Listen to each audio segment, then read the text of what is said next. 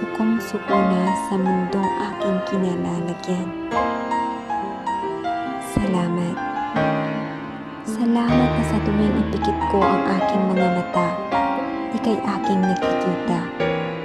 Nagpapalakas ng aking loob para harapin ang mga sumusunod na kabanata ng aking buhay.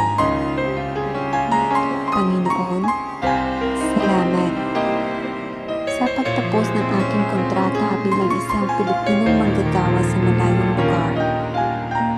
Napatunayan ko sa aking sarili na ako ay matatag at matibay.